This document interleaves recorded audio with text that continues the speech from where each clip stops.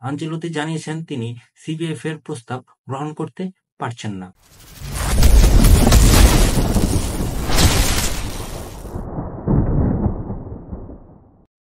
আসসালামু আলাইকুম এভরিওয়ান, আমি তানভীর ইসলাম সিয়াম।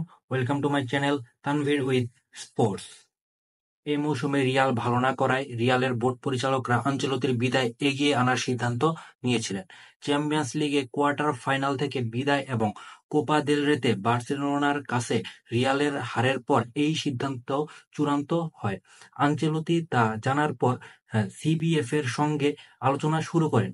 চুক্তির মেয়াদ ফুরানোর ১ বছর আগেই রিয়াল তাকে ছেড়ে দিতে চাওয়ায় ক্লাবটির কাছে চুক্তি বাতিলের ফি দাবি করেন আনচেলত্তি।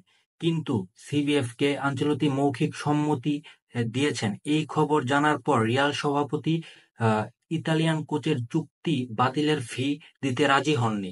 আনচেলত্তি বিনা পয়সায় রিয়াল ছাড়লে আপত্তি নেই পেরেজের। রিয়াল সভাপতি চুক্তি বাতিলের ফি দিতে বেঁকে বসার পর আনচেলত্তি ও সিবিএফ এর মধ্যে চুক্তি আর চূড়ান্ত হয়নি। ইএসপিএনকে সূত্র জানিয়েছে সিবিএফ প্রতিনিধিরা আলোচনার জন্য মাদ্রিদে অবস্থান করছেন।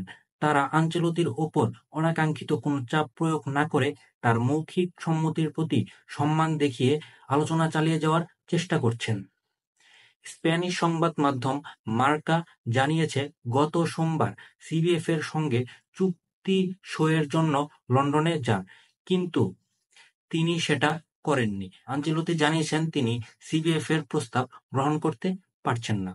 আগ্রহ দেখানোয় সিবিএফ সভাপতির সঙ্গে তিনি যোগাযোগ করে তার কাছে কৃতজ্ঞতা প্রকাশ করেছেন এই ৬৫ বছর বয়সী কোচ। তো বন্ধুরা, আজকের ভিডিও এই পর্যন্তই। এতক্ষণ আমার সাথে থাকার জন্য ধন্যবাদ। ভিডিওটি ভালো লাগলে অবশ্যই আমার চ্যানেলটি সাবস্ক্রাইব এবং এই ভিডিওটিতে একটি লাইক করে দেবে। আজকের মতো এই পর্যন্তই। দেখা হচ্ছে পরের ভিডিওতে। আল্লাহ হাফেজ।